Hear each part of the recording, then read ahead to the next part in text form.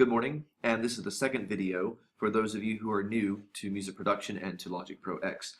In our first video, we showed you how to create and save a file and how to create drummer tracks and synthesizer tracks as we have here.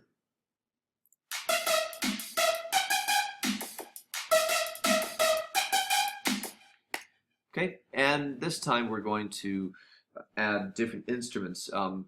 Synthesizers are your piano keyboards that are at your workstation, and the drums are a MIDI-based track. We'd like to add a real guitar or a real bass guitar. I'll show you how to do that. Each of your workstations has access to a blue or a gray box. It's called a USB audio input device, a USB audio interface, and that allows you to plug in anything with a 1/4-inch plug or an XLR plug. So in other words, a guitar lead or a microphone. And the setup for that is fairly simple if you know where it is. If you're in the top section of the menu, we go under Logic Pro X, but then go under Track, and you can choose directly to add just any track you like. But I'm going to start from this menu so you can see it. And this is your main track selector menu.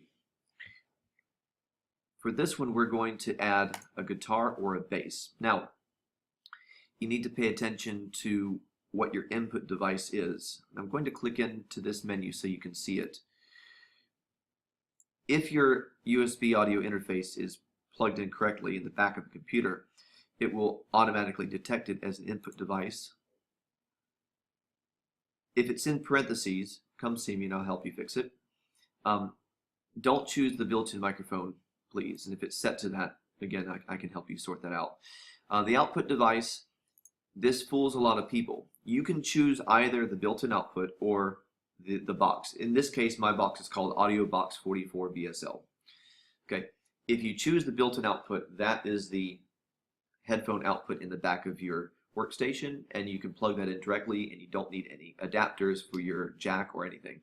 If you choose to use the headphone input or output, from your USB interface, you can do that, but you have to make sure that the output is selected to that box and that you need an adapter for your headphones. At the end of the day, it doesn't make a difference, and it's easier to use the built-in output. Okay, so please make sure that you have these options ticked correctly so you can hear your sound. Now, once we're here, all of your boxes have at least 2 inputs. So you need to make sure that the number of input matches where you have plugged it in. I know that sounds very simple, but many people make that mistake because they don't check. For me, I already have something plugged into inputs 1 and 2, so I've set the guitar as input 3. Okay, again, it will be different for each workstation depending on how it's set up. Make sure your output is a stereo output going into channels 1 and 2. You don't need to worry about this ascending, but make sure that you have input monitoring and record enable ticked so that when you're recording, you can hear yourself through the headphones. Okay, again, you've chosen your output. We'll create the track. Now, you might have several different views of how this looks.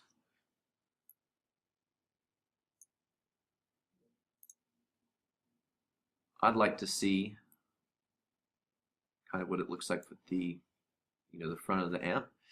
But I got a bass guitar in, so I'm going to go to the bass functions. I want to try something like this. Maybe something like an Ampeg type emulator.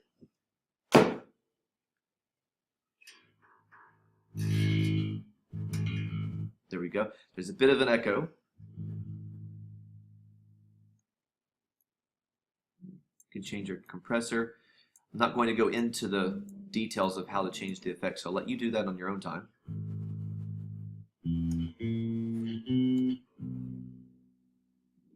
Now, is it in tune with the software? We need to check. So I'm going to go to Tuner,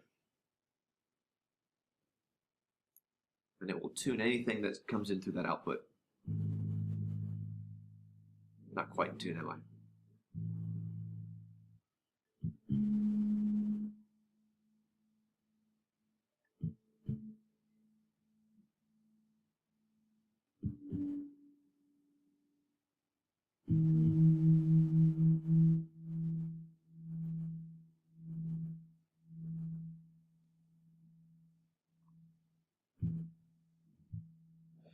it's a real time saver to make sure that you do simple things like tuning your instruments before you record, because once you record it, if you catch it later, then you have to go back and just re-record again, or lots of editing. Okay, so I'm going to just play this track again, and I'm going to fiddle around and look for some notes that might fit these two lines.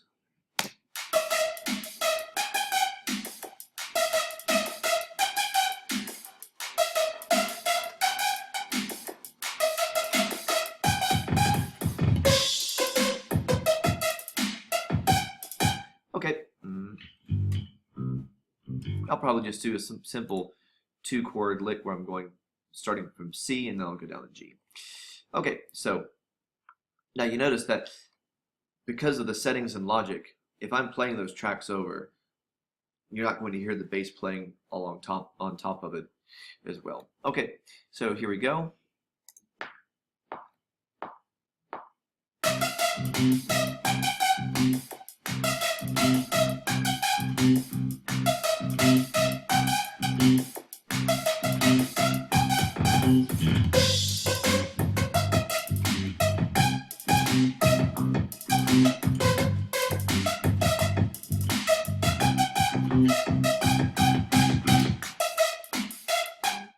Okay, now I'd like to listen to just that track, so I'm going to solo the bass part.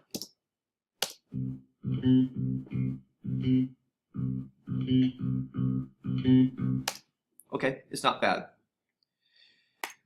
So I'm going to keep it.